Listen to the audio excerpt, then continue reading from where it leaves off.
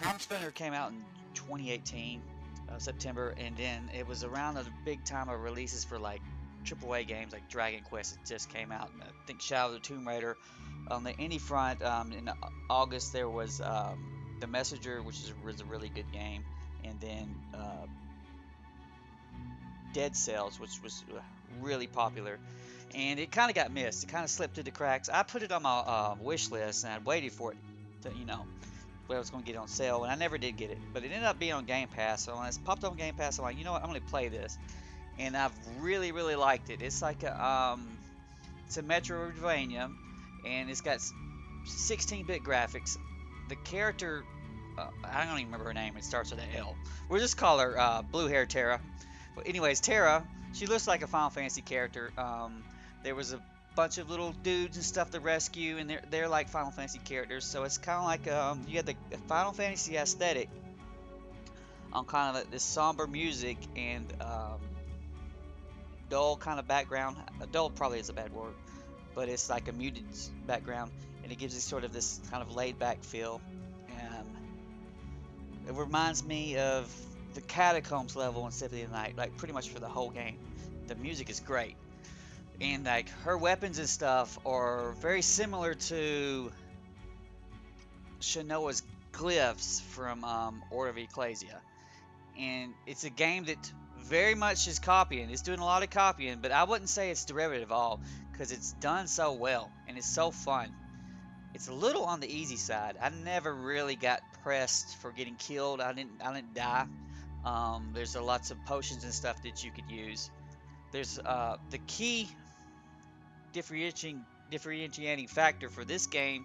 What sets it apart from the other ones is the time slowdown mechanic. You can slow down and stop the game with the Y button, and it's on the sand meter. The sand meter eventually run out.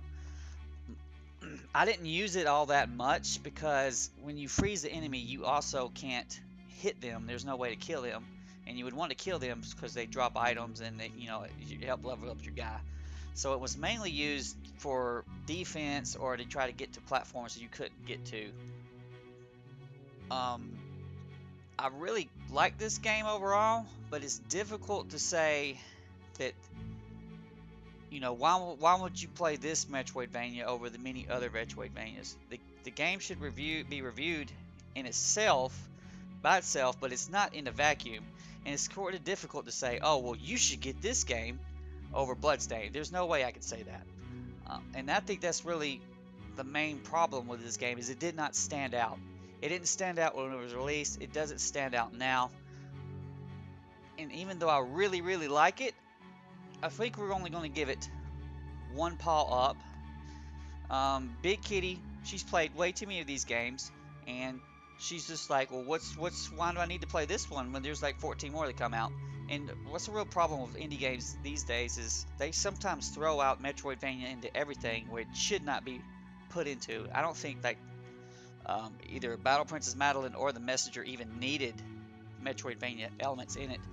This game, Timespinner, relies heavily on it, and it does it really well, but it's not like something's like, man, you need to go get this game right now, even though it is very good.